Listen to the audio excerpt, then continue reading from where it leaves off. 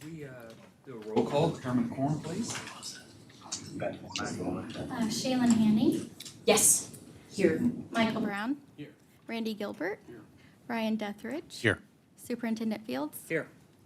Thank you. We do have a quorum, yes. Please stand and join me in the Pledge of Allegiance. Pledge Allegiance to the flag of the United States of America and to the republic for which it stands, one nation, under God, indivisible, with liberty and justice for all. Please join me in the salute to the Oklahoma flag. I salute the flag of the state of Oklahoma. Its symbols of peace unite all people. Thank you. Please be seated.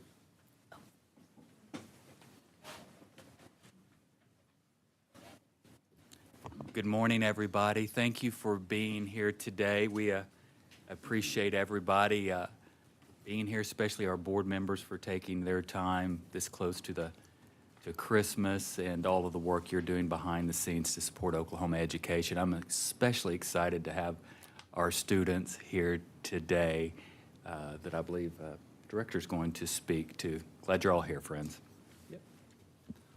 Thank you, Superintendent, and likewise, thank you, board members, for making our December meeting.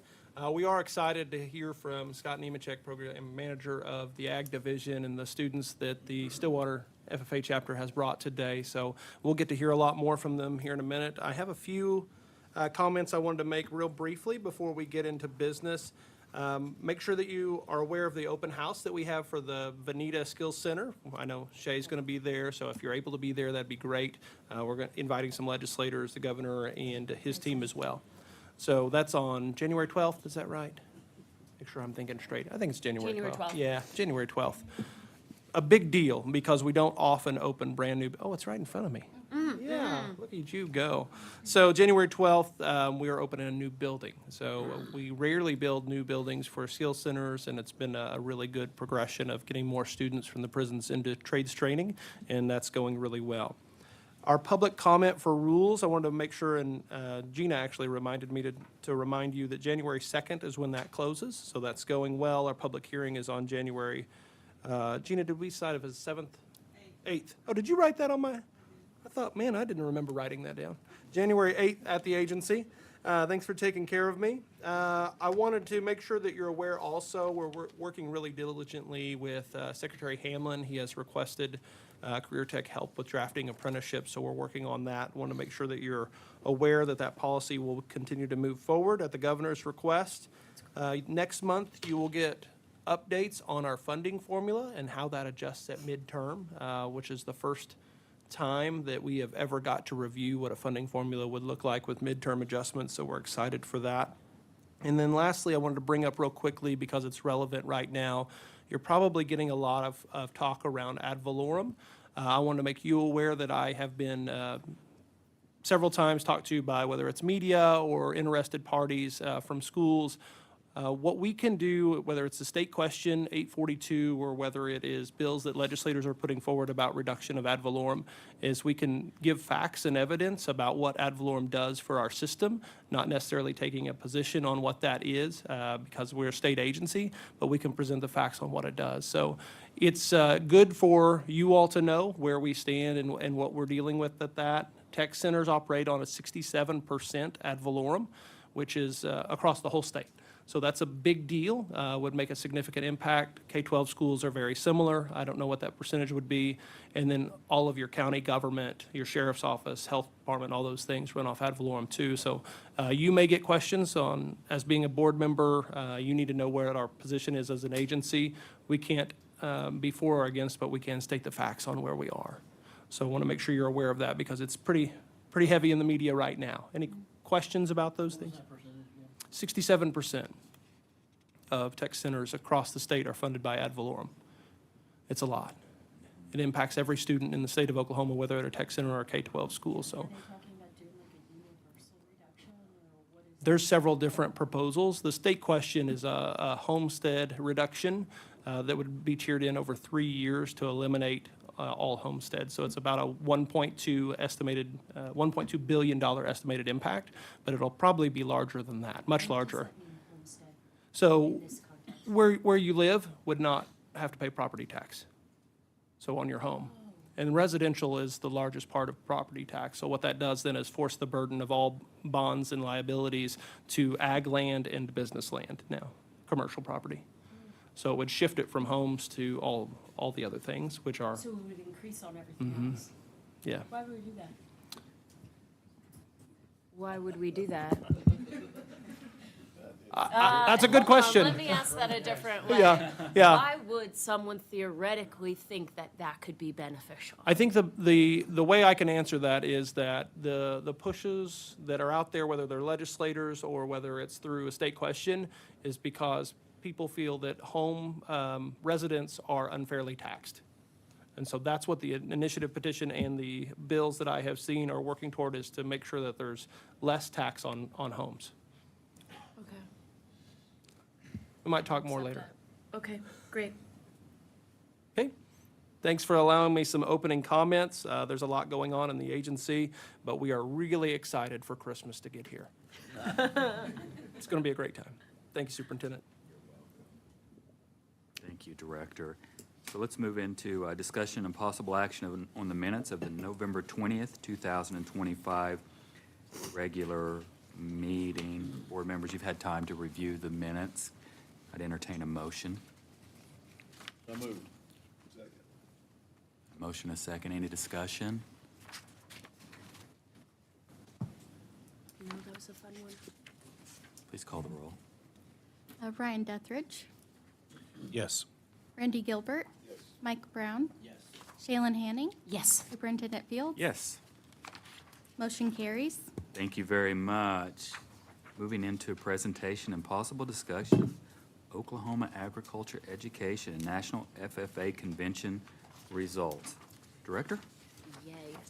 Scott, if you don't mind coming forward, board members, we have the pleasure of having Scott Nemechek here to give us some highlights from the National Convention and also introduce our guests. So Scott, I'd turn it over to you.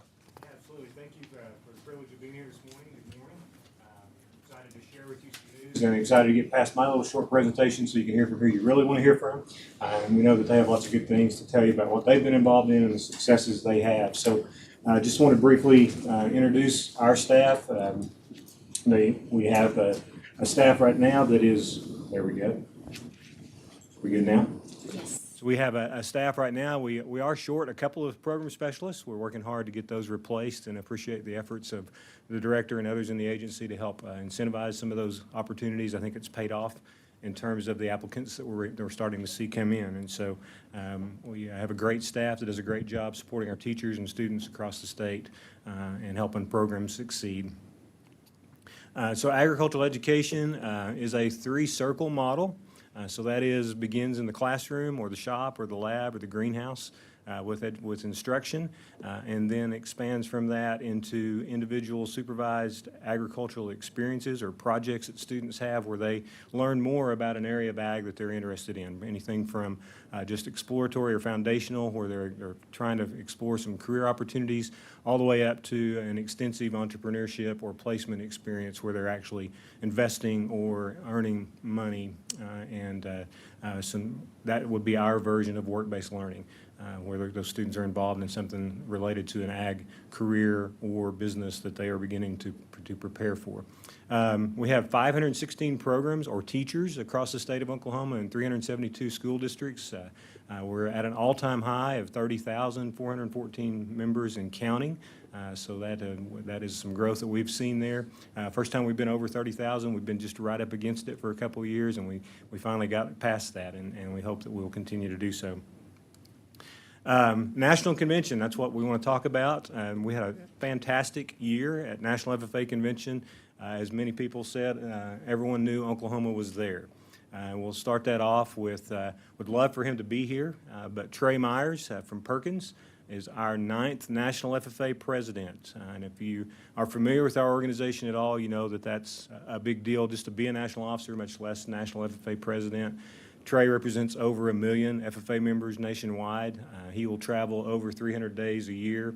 He will end up with platinum status on some airlines by the end of the year, which he will probably be able to sustain for his lifetime. But great young man, some potential changes going on at National FFA in terms of the direction they're headed, and I think Trey's in the spot at the right time. And so we certainly are very proud of him and the job that he has done and will continue to do. He was our camp director last summer, and just a great young man. To show something of his character, he was a trainer on the Oklahoma State football sidelines. And after convention, I don't remember which game it was, but myself and the other 15,000 people that showed up that day I looked down on the sideline, and Trey's there, National FFA president, got the camo shirt on for Veterans Day, and got his little bottle of water and all the tape and everything on him. And he was a couple of weeks away from heading back to Indy to be there for training and everything. And I just thought that showed his character, that he was going to finish what he kind of started as far as he could. And so very excited for him and the opportunities that will bring him, and also recognize nationwide we'll get to see some of our best this year in the spotlight. Also, probably the highest, traditionally, the highest award that can be received by a student is the American Star Farmer. Ryder Clausen from Hydro was the recipient of that. Ryder was also last year maybe a National Proficiency Award winner. So we'll hear more about that in a few moments. But Ryder has a very extensive farming program with his family, a very interesting one. He grows a wide variety of crops, has a lot of contracts with, I think they even export some mung beans and things to other Asian countries. And so really a great young man. He's enrolled at Redlands on the livestock judging team, and certainly is has a great future ahead of him in the ag industry. So our national convention highlights overall, we had 18 national champions in various areas, 32 gold emblem teams and individuals. So everyone that competes gets assigned a gold, silver, or bronze emblem in terms of their performance at that contest or event. And so I was going through updating this from last year's presentation, and all these numbers are larger than they were last year. 27 national 3-star chapter recipients, and that is the recognition for our chapters based on their activities that they do in their communities and in their chapters. And there's a minimum standard that has to be met there to meet that. We can only submit 36, and so 27 of those were 3-star. All the rest of them were 2-star. We had 185 American FFA degree recipients. That's the highest degree, which is based on their SAE primarily and the income level that they've achieved over their time in FFA. 4 honorary American FFA degree recipients. Those are adults who have supported us. Proficiency Award winners, Kinsey Mowry from Chickasha FFA and Ag Sales. Her project was in a flower shop, worked in a flower shop selling flower arrangements. Kiriana Beard, and Kiriana is a college student. I don't believe she's here today, but she's a regular in Proficiency Awards and Agri-Science Research. Blake Weeks from Meeker, also a college student in swine production, has a great little operation there at Meeker. Kaiser Schneeberger from Carnegie in wildlife production and management. I think that has something to do with like trapping turtles and selling them or something like that. So he's a very interesting area for his SAE. Another traditionally very important area for us is livestock evaluation, kind of one of the foundations from the very beginning. Fort Gibson was the national champion livestock team. And also, Reagan Greathouse was the high individual out of all the contestants, scored the highest. All 4 of those were gold emblem individuals, as they would need to be able to get to be the national winners, and very proud of them and the success that they had. National Agri-Science Fair, and I know you're going to hear from some of them shortly, but lots of those. I think you have a handout there. You have all those names, so just for the sake of time, I won't necessarily go through all those, but very proud of those. I think we had 10 overall. Out of the 36 categories that are available, we had 10 national winners. So I thought we very, very well did let everybody know that agri-science is a big deal in Oklahoma, and they'll tell you more about what those projects entail, I'm sure. The National Creed Speaking Leadership Development event, the national runner-up, who many in the room thought probably should have been the winner, but nonetheless, we're very proud of her. Madeline Norvell from Amber Pocasset did a great job representing Oklahoma in that area. Our other speakers were Silver Emblem. They made it past the first round into the second round, but didn't quite advance to the finals. So very, very proud of them. That's our traditional leadership event that we succeed in, and we're very happy for those that participate in that. And now we're in the mode of all of our teachers are reloading for next year and preparing for spring. And so hope to have the same type of success next year. And we know that because of our students and the support that they receive from our teachers and parents and community members, that we will have that same success next year. So at this time, I would like to introduce a couple of gentlemen, Robbie Branscombe and Tanner Nipper, who are ag teachers at Stillwater. So you saw Stillwater's name on that list quite often, and that's a regular occurrence. They, along with Bailey Cleaver, who's the other teacher there, I think she's taking care of all the semester tests today for these guys, but very grateful that they could come down with their students, and I know that's who you want to hear, so I will turn it over to them.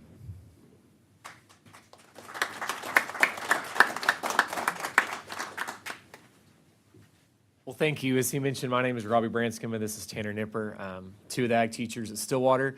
We're really excited to introduce these students and have them tell you a little bit about their research and other competition areas that we were in. As a program, we had an incredibly successful national convention. We had 7 agri-science fair projects that were named national champions, which was actually more than any other state other than Oklahoma, so not just more than any other school. So we're really proud of that.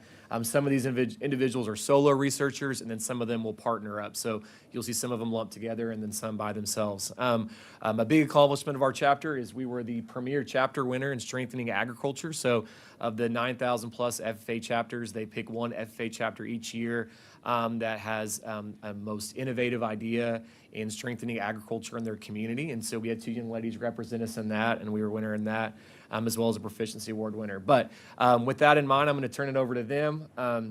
Really impressed with their research. As someone who has done grad school, I mean, these students are 8th, 9th graders through 12th grade, and they're doing master's level research, and it's really impressive. So I'm going to let them each step up and tell you a little bit about what they do. Good morning. My name is Gracie Esther. Okay.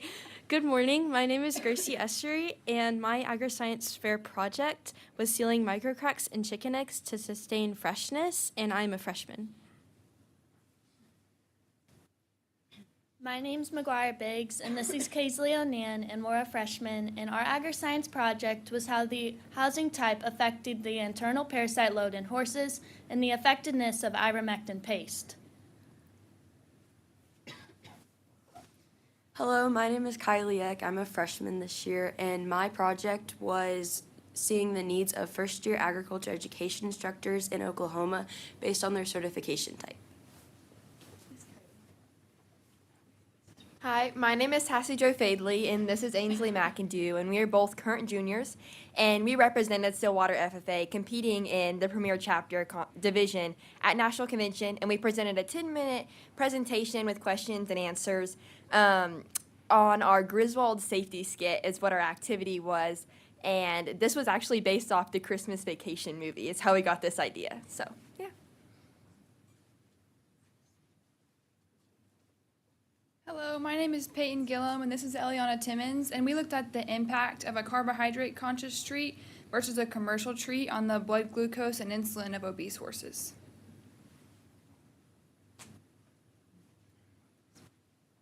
Good morning, everyone. My name is Brandon Arnell. I'm a sophomore at Stillwater High School. I'm 16 years old, and my project looked at the effects of nitrogen stabilizers on tilled versus no-tilled soils and how they can impact ammonia volatilization.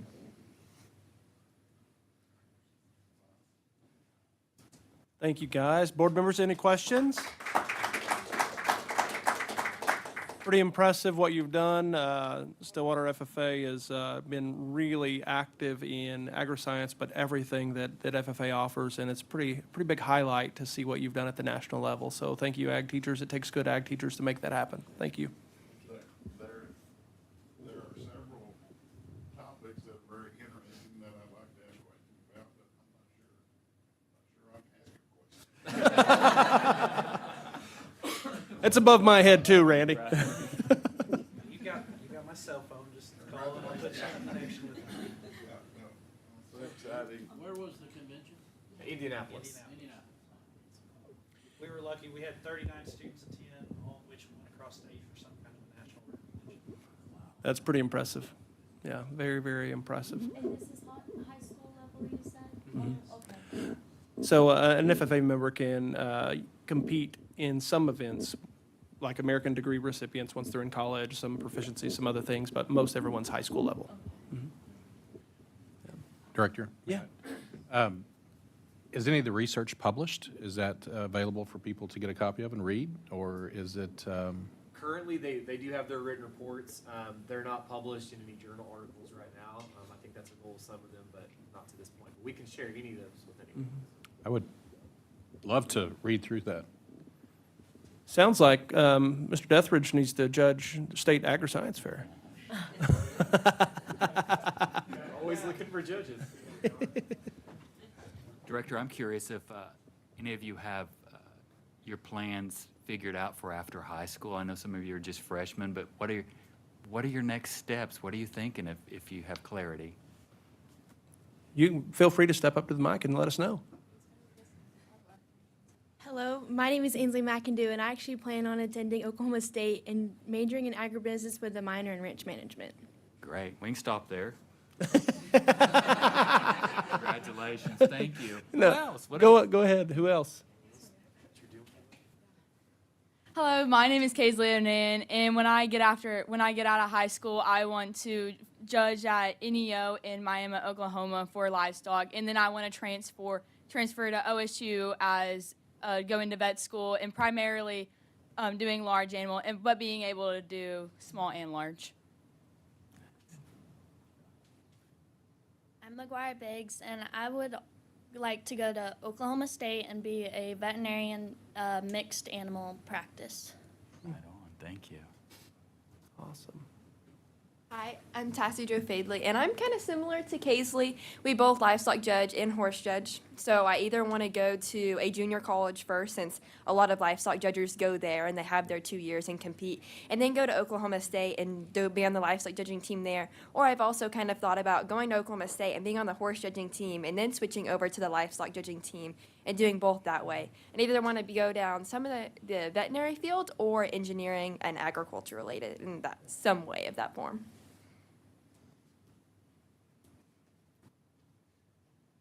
I'm Eliana Timmons, and I want to go into pre-law at OSU, and then probably go into law at like Tulsa University, and probably go into like the criminal justice field or something like that.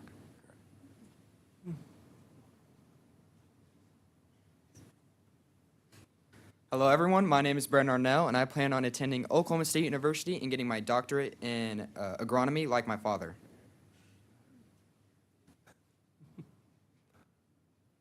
Any more questions? Thank you, students. Yeah. Just to clarify, in the agri-science division, Stillwater FFA had more qualified and more national champions than any other state. Is that correct? More won from Stillwater FFA, a single chapter, than any other state combined. Yeah, just verify, so. Big deal. Yeah, I think it's really cool.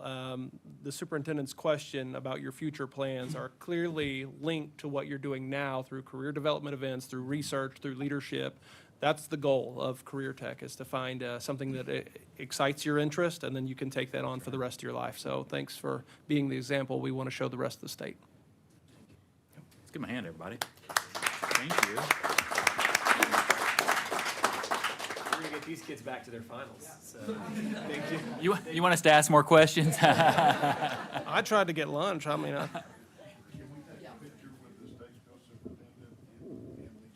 You want to take pictures with the board too?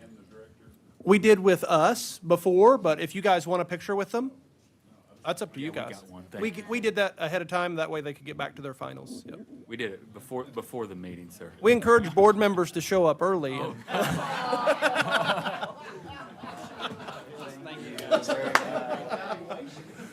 Thank you. Sorry. Thank you all. I shouldn't have said that. I'm getting evaluated. Congratulations, you did great today. Thank you. Likewise. Yes, thanks You guys bring bus over? You're in trucks? Of course you're in trucks. You're welcome. Bye-bye. Yeah, of course, of course. Where's the O'Neill kids? O'Neill. Yes, sir. Oh, okay. You were right there. Oh, really? Yeah. Oh, yeah.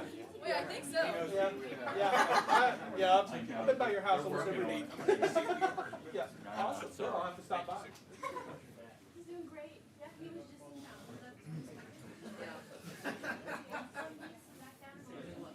I'm gonna have to watch my mouth. I'm getting evaluated today. That's right. Oh, That's right, Director. Set me up. Yeah. Yeah. Dang it. I'll be right back. I'm gonna grab a water.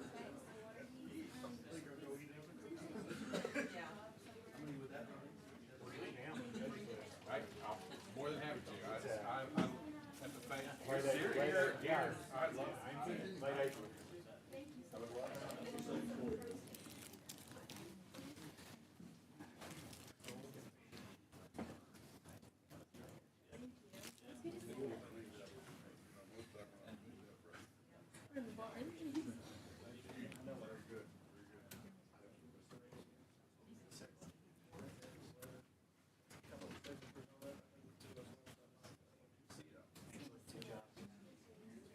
You can look at it later. Raymond and I have signed it, but I think Scott's got others.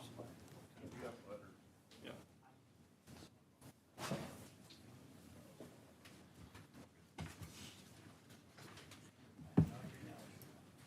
It's all right. What do you plan on doing with them? Okay. I don't know if there was another plan. Trying to grow some more, so keep some, I'm learning this. Where do you keep up? It's a new business. Oh, yeah. Brand new. Yeah. So I asked one of the young ladies on the way out, I said, did you guys bring a bus over? And she's like, we came in trucks. I'm like, I don't know why I asked that question. Hey, but listen, if this doesn't do it for you, I don't know what. This is the reason we're here. Gosh, I'm so proud of them. So thank you, Scott. Thank you very much. Several of them were freshmen, Yeah. Yeah. and so they would have started that project in the 8th grade. Mm-hmm. Yeah, that's a good point. So they go to 9th grade. Yeah. That's impressive. Mm-hmm. And Yeah, they went in October. Pretty Okay, I'm going to move us. Is Russell here? Yeah, he's here. Okay. We have a presentation on United Way fundraising. Mr. Ray? There he is. All right, good morning, everyone. It's good to see everyone, Superintendent Fields, board members. Great to see everybody. I'm here to talk about our annual United Way campaign. I'm wearing my starfish pin today, as I do most every days, and a lot of folks at the state agency are wearing these. They wore those during our United Way campaign. We felt we needed something symbolic of our United Way campaign. And we've been passing out these starfish pins. A lot of people are wearing them on a daily basis. And the reason is our United Way campaign is really reflective of the starfish story. You guys have heard of the starfish story. And our United Way campaign, to me, it's really about the starfish story. As you know, the premise, the lesson is that you may not be able to change the entire world, but you can change it one small step at a time. And that's what our United Way campaign is all about. You know, we're around $17,000 in funds we raised this year. $17,000 isn't going to change in the whole world or Payne County, but it can make an impact. And if you pile those small steps on top of each other, they do make a big difference. So we've had a lot of success with our United Way campaigns at the agency. We've been doing the United Way campaign for 40 years at CareerTech. It's a very big part of our culture. We've got a lot of great people at Oklahoma CareerTech who care greatly about the community they live in. And we've got some generous people who work for us. And we got some real generous retirees who give every year to our United Way campaign of Payne County. We did a lot of fun activities this year, our chili cook-off, live auction, silent auction. We had a lot of fun, maybe a little bit too much fun. But instead of me talking to you about it, we documented all of our activities this year in a video. So Braden, if you're ready, let's take a look.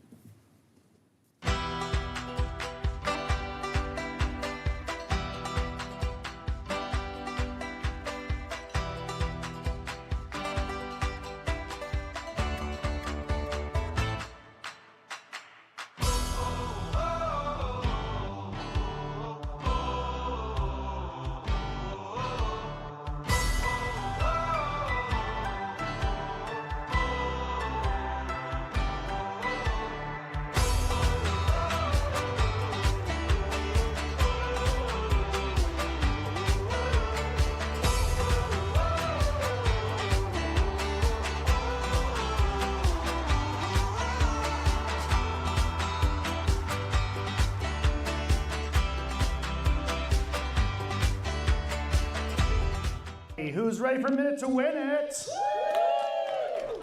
A little bit harder. Who's ready for a minute to win it? Come on, Lisa! Here we go. 3, 2, 1, go! Lisa, one hand. Lisa. One hand. Only one hand. We tied behind your back, but we couldn't afford the silly string. All right, we got some early contention here. Lots of M&Ms are being transferred. 40 seconds to go. It's just like siphoning gas, only it's actually safe. Italian. And we're done. Tim's got it. With a thin margin. Some people only got one left. 3, 2, 1, go! Oh, we already got a winner! In a record for CareerTech. 2 flips. The orange team. Minute to a credit. And everybody's in position. Here we go. 3, 2, 1, go! And a hush falls over the crowd. Oh, we got a penny down. Okay, you can use your hand to put the penny back on the table, but you must get it. We got one down here. We got 2. Gotta thread that needle. Gotta thread that edible needle. Oh no! It's getting perpendicular over here. Oh, but we got some action in the pink. Only 2 to go. Only 2 to go, 1 pink. Oh, we got noodles down on orange. Minute to a credit. They're not passing it. Wait. We got one more on pink. Everybody else, keep trying. Hey, I saw you put that on. Hey. Here we go. 6, 5, 4, 3. We got it. Winner on pink. Winner from Information Overload. They're celebrating a carbohydrate overload with this win. Congratulations. Yes, you will go on go. Exactly, thank you. All right, 3, 2, 1, go!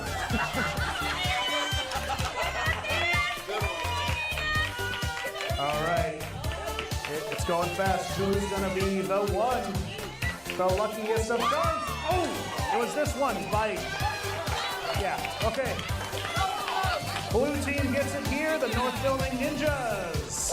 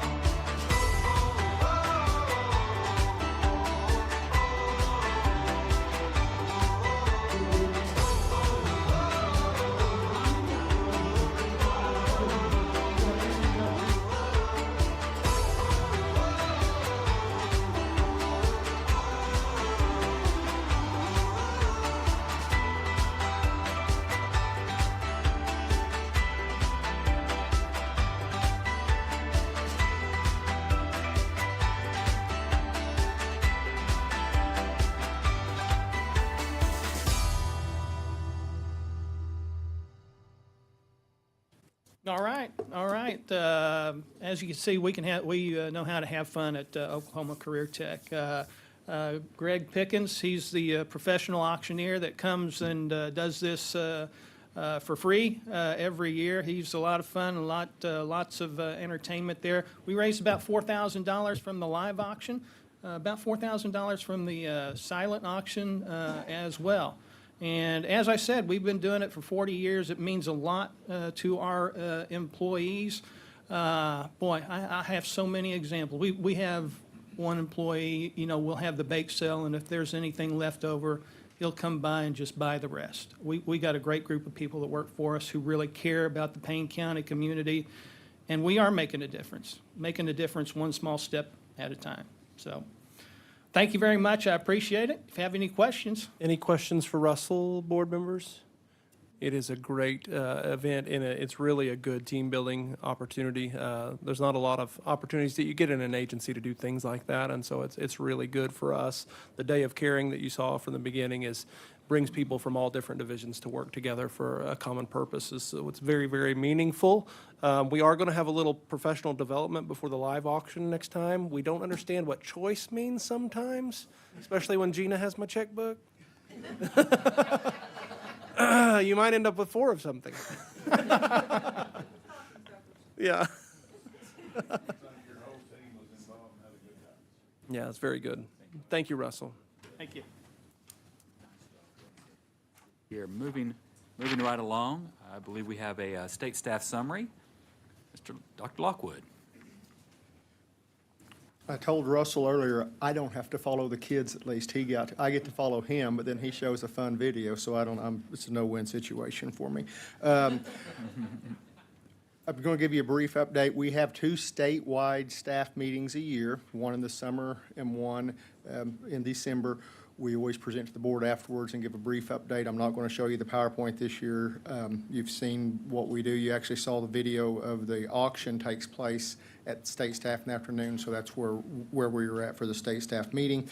We recognize new employees. We have 15 new employees the last 6 months that have joined the agency. We've had 7 employees that have transitioned from one division to another or have been promoted during that 6-month period. We had 1 retiree, Shelley Dawson, who is with the Apex Accelerator Division, formerly OBAN. They're the group that trains people to do bid assistance for federal and state bids. She's retiring from the agency. I think she started in '89, if I remember right, and she's been there for many, many decades. And while there have been different managers come into that division, she, I think, has been the one who's really ran it, if the truth be known. No insult to the managers, but anyway, she's going to be missed greatly in that division. We gave out 3 awards, or 3 different categories of awards for employees. Our employee awards are employee nominated, and we have an employee selection committee. No senior leader serves on that, and basically no managers will. The HR manager kind of oversees it, but so it's employee selected, employee driven award. We have a Rising Star Award, which is given to a new employee who's done outstanding things. Tiffany Peters, who is in the Family Consumer Science Division as an admin assistant, and she's done a great job of serving her teachers in the field and coming up with procedures to make dealing with them much smoother and easier, because that is our role, to help the teachers, and she's done a great job with that. The next award was a Spotlight Award. Gary Geralds, who is a Skill Center instructor. He's an electrical instructor at Jimmy Hamilton. And Gary, besides being completely respected and doing a great job of turning out students and well respected by his students, doing a great job with them, as important, he is going above and beyond to help other skill centers. He is our on-call electrician to go to other sites and do any installation or repair or anything like that electrical, and does that, like I say, it's above and beyond his normal job, and he's doing that. So he was one of the Spotlight Award winners. We did have 2 Spotlight Award winners because the committee felt that 2 were deserving and there was enough applications, or enough nominations rather. Dennis Griffith in the Resource Center was the other winner. Resource Center has a plethora of things they do, and what Dennis, his big role right now at the presently is there is federal legislation that mandates ADA compliance on websites, and Dennis has taken the lead in the agency on that. So the website has to be, every website, everything we put forward has to have meet certain standards, and Dennis has taken the lead in that, to the point that I was sitting in a meeting with OMES back a few months ago, and I said, I was with the programmers and we were talking about programming. I said, well, we're going to have to do some changes and blah, blah, blah, to meet compliance. And the OMES guys, they're not where we were at the time. They were like, yeah, we've heard something about that. We're making the move. And Dennis has taken the lead and has done an outstanding job, and so he was the other Spotlight Award winner. Team award was given to the Health Science Education Division. That team has done a great thing of adding new events and new activities for their teachers and for the field as they support them and what they do. And health sciences is in high demand and is a growing industry, obviously, and they've done a tremendous job, and that is a result of their teamwork and their camaraderie together, and that team won the team award. We had a keynote speaker, Teacher of the Year, who presented to the board, spoke to the staff about being a marigold versus being a walnut tree, and if you've not ever heard that analogy, you can do that. I had somebody call me a walnut tree yesterday. Walnuts are toxic to the people around them and very critical. And marigolds build up those around them, and, chief of staff, I get to, I guess, be the walnut tree sometimes.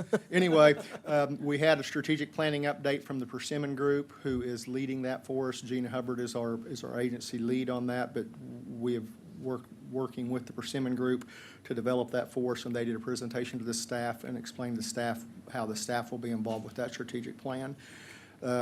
We then had an agency update. We had a lunch provided by our Employees Association. Then we went into the United Way recap video that you just saw, and then we had the United Way live auction, and that was our state staff for December.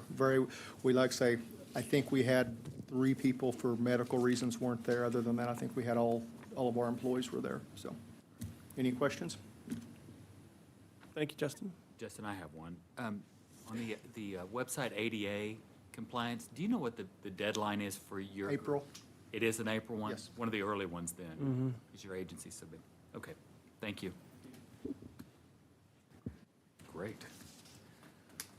Okay, thank you very much. Mr. Hankin, how about a review on Agency 360 survey results? Absolutely. Thank you, Superintendent, and thank you, Justin, for presenting on state staff. One of the things that we have focused on the board is engaging our staff, and so we did that through 360 reports. Braden, I think we have a presentation. Oh, I'll grab that. You got the clicker?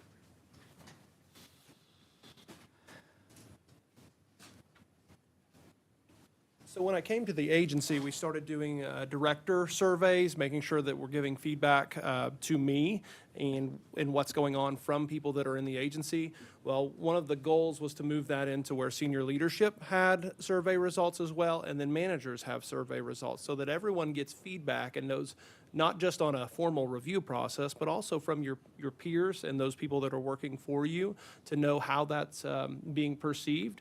So in the agency, there are 24 managers that had surveys done, and we had 142 people reporting to them that filled out that. We had an 86% reply rate, which is pretty good, but I think we can do better. You can see 165 were invited, so not everyone filled it out, but we're going to continue to move forward. That is much higher than what we have had in the past on surveys, so we are moving the right direction. Of those results, this is the frequency that we saw from behavior. You will see that the trend line is very, very good, even though the people that identified very poor as a category, poor or fair, helps us know what areas those are and what people that we need to give coaching or assistance to. But the trend is definitely in the good, excellent, and outstanding categories. You can see by far that wins out. And so the feedback has been very honest for what I've seen so far, very, very valuable feedback so that we can work on each other. It's always been valuable to me as a leader to have information. I think it's very valuable for our managers as well. Derailers are an area within the survey that shows there is concern, whether it's a specific topic. There's 8 different topics. One of those may be lack trust, one of them may be communication. There's 8 different areas that they can identify. This derailer is something that my leader is struggling with that keeps them from performing better. So also, the trend line is very positive for the agency there, that the derailers are rarely a problem. So 794 identified that there are no derailleur issues, 433 that is very little, and 140 some. You can see that work its way down. So as we dig into these, I'm not going to give you each person's individual results, obviously, but those individual reports show what area that they see a problem with or that they don't see a problem. So when we visit with managers or we visit with senior leaders, we can identify that this is issues that are coming up consistently. Now, we know that within a manager group or within a senior leader, there may be reasons for a response because we may be struggling in a certain area, and so we're pushing pretty hard on some areas. But to see a trend line that is very positive, that we have very few derailers, is good indication that for the most part, we're on the right track. Competency survey, or summary there, you will see that our score is really good. On a scale of 7, you know that we're ending in the mid-5s. Rarely would you ever see anyone close to 7. That's pretty uncommon. We're shooting for a 6 because that's where we would like to be, but we're just below that, and those results are great. So this company that we're using has a executive summary norm, and so we are in the norm range for our agency, which is really good indication. Derailleur summary, you can see that as well, and the correct tier, the 1 to 2 tier is where you want to be, and it is going really, really well. So those are those different areas I was talking about before.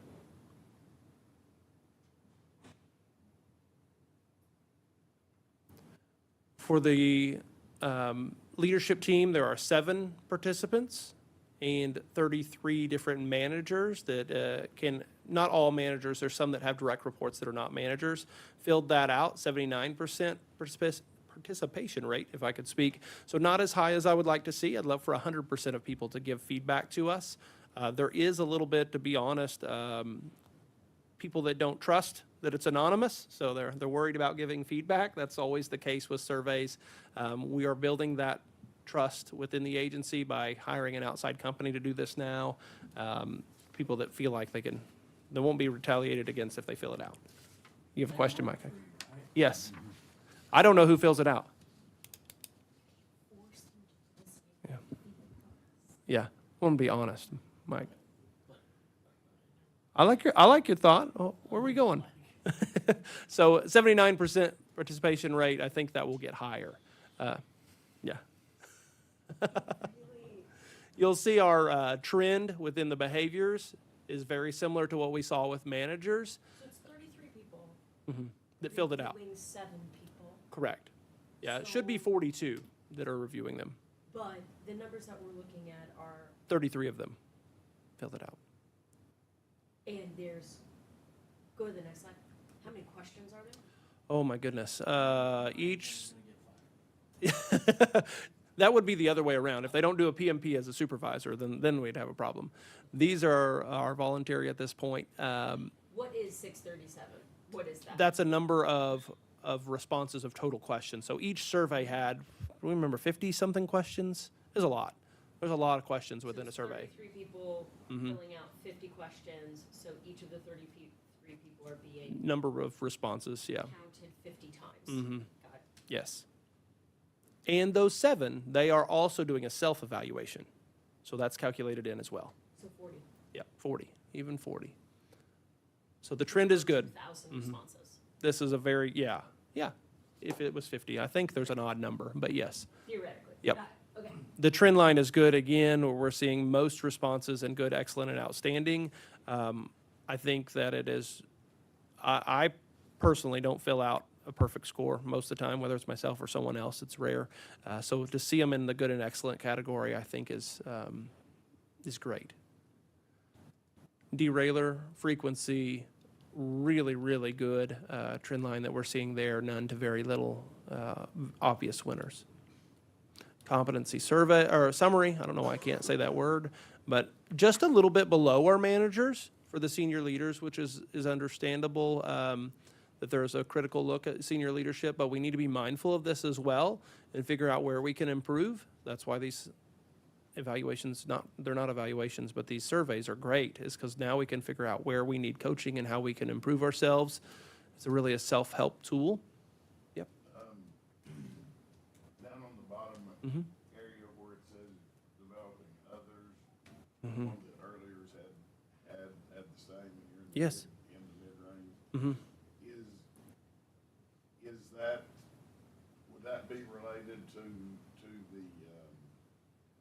long-term planning, who the next managers would be, who the next you're developing? Yeah, I think The leaders, or what is that?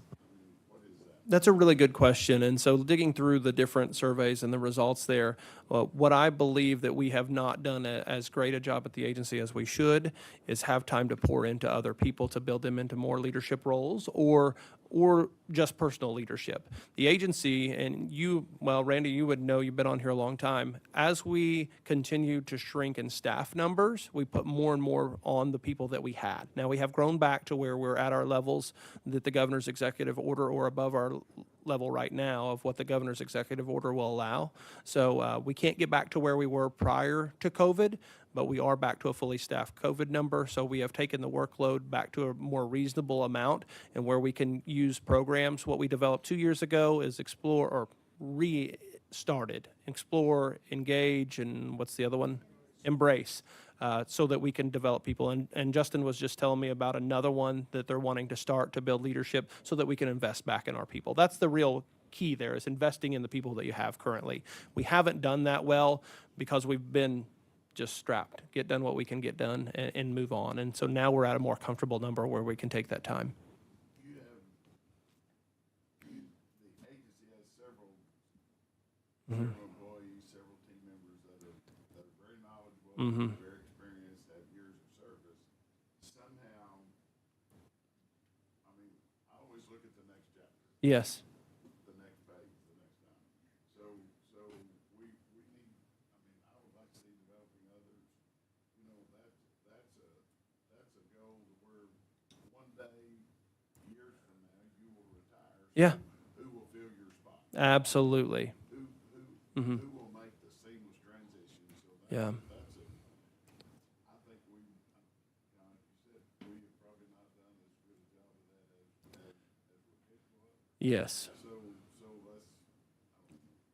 No, and I think that what you're helping me get right now, Randy, is that needs to be a focal point for the agency. I'm hearing that as a focal point, and I think that's good. That's what I want, is where do we need to improve, and that's what these surveys are about.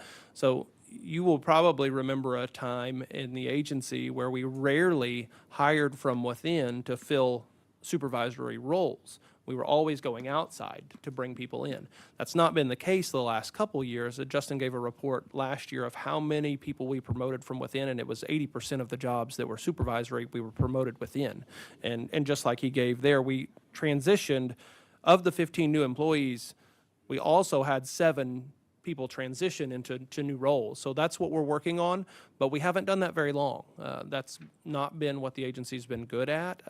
It used to be, and we're getting back to that direction where we can develop our people and move them up. A lot of our management and above roles were brought from outside, and you're right, we have to start building people from within so they understand the processes within the agency. Not that you would exclude somebody from the outside, but that they shouldn't have a leg up over somebody that has dedicated and learned what works here in the agency. You're right.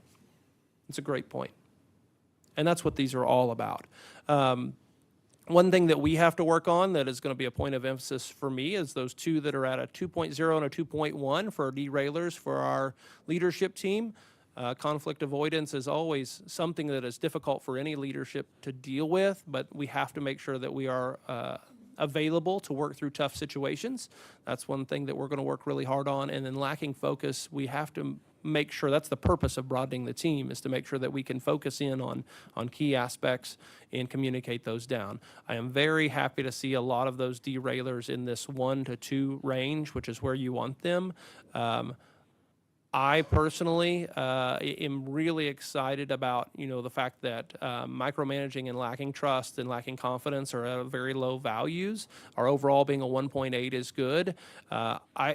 I don't want our conflict avoidance, lax focus, and eager to please, though, to be at the top categories either. Those need to be things that we're really keen on as a leadership team, that we make sure we are ready to address situations with tactical solutions and being logical and approachable by everyone. So we're going to continue to work to get better there. But overall, a 1.8 is what I feel a good score, just always room for improvement. That's the results of our 360 survey. Again, because it's the first time this has been done in a long time, I think in the agency, Lisa, didn't you tell we once had done this before, but we didn't keep going with it? Yeah, years ago. So our next year's results will be better to say, okay, now people feel comfortable with it, and we can evaluate how did we move and where did it go. So always starting something is difficult. Next year will be better. It's something that I want to continue moving forward with, because if you start this early and often, as people come into it and become accustomed to it, they can adjust with the feedback as needed a little bit easier. When you're seeing it for the first time, it's hard to interpret results and know where we're moving. So there was like no annual review process? No, there is an annual review, but it was from supervisor down. No peer feedback or people that are underneath you feedback up. So you were very one-sided, where it's more of just a review. Like if you're a teacher, it's your principal coming in to review you, but nobody giving you feedback from the other side of how you're leading them. Well, then I'm Very shocked that lopsided. many people filled it out, so I feel like that was a great participation rate for that. For a first time, very good. Yeah. In making it, we highly encouraged it, but didn't force anyone to do it. Highly encouraged.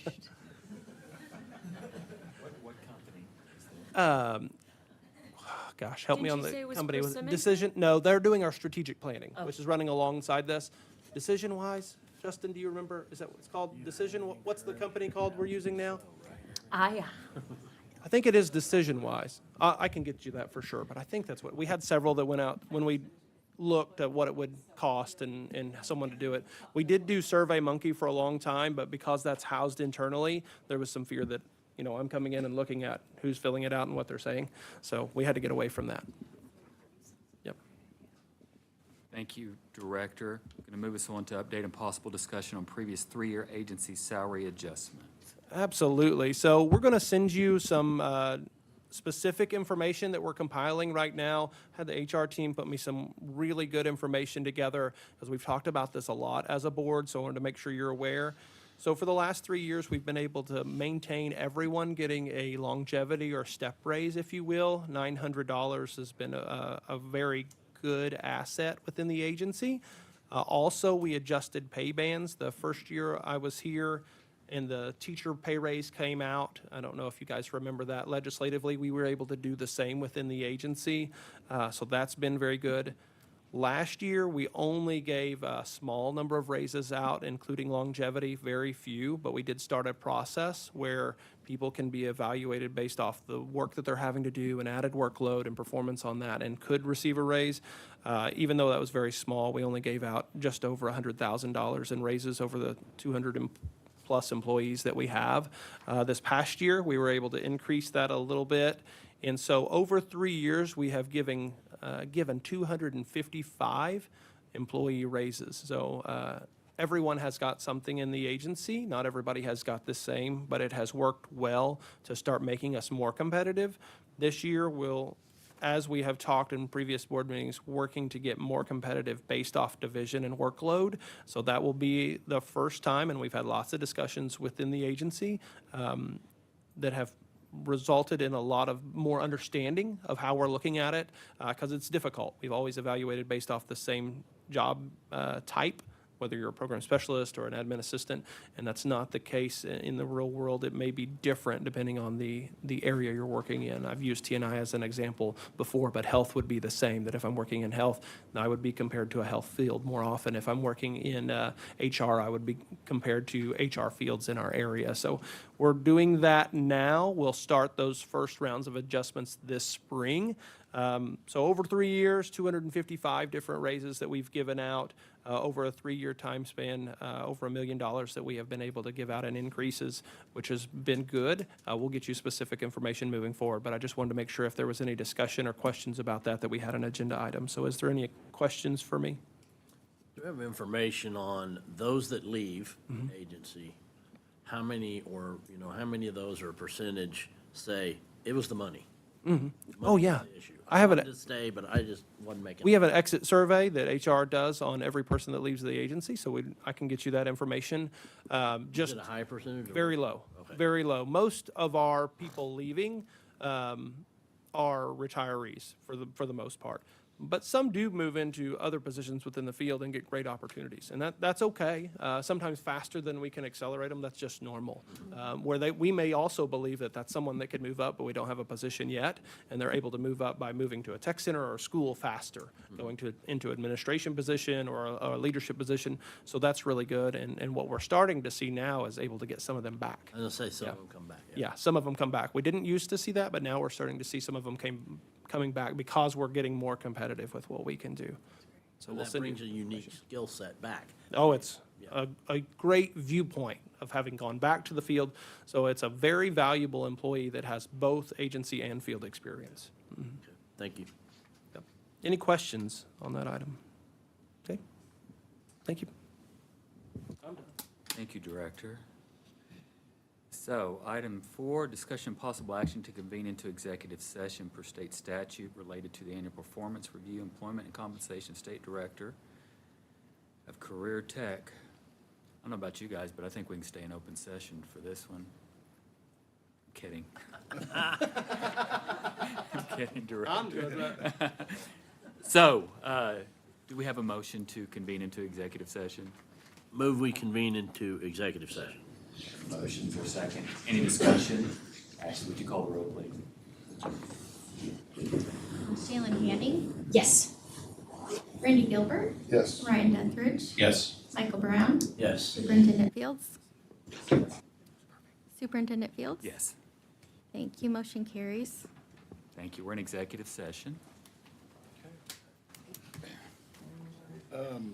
We'd like to ask our attorney to stay, please. Oh, yes. Yes.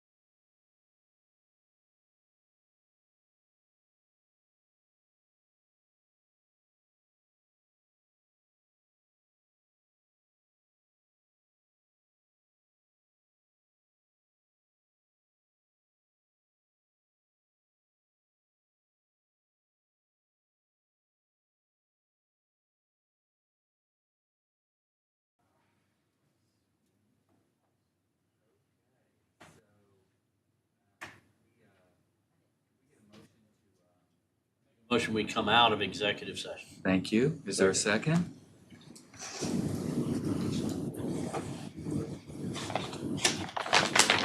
Shaylin Hanning, Yes.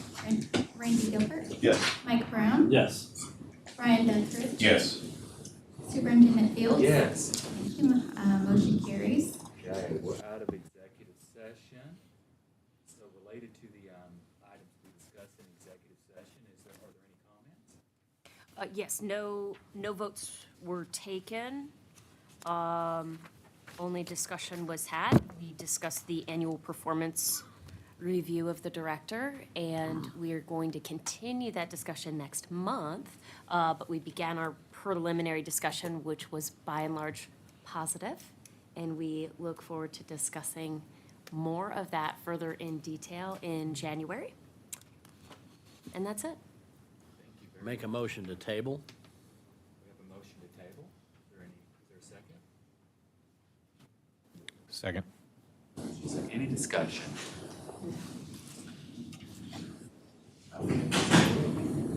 Brian Dunkridge, Yes. Randy Gilbert, Yes. Mike Brown. Yes. Shaylin Hanning. Yes. Superintendent Fields. Yes. Motion carries. Thank you. Moving right along. Any new business? No new business. I would entertain a motion to adjourn. So moved. Second. Okay, we're adjourned. All those in favor say aye. Yes. Opposed, same sign. We're adjourned. Awesome, thank you, appreciate it. Yeah. I love it. Okay, so.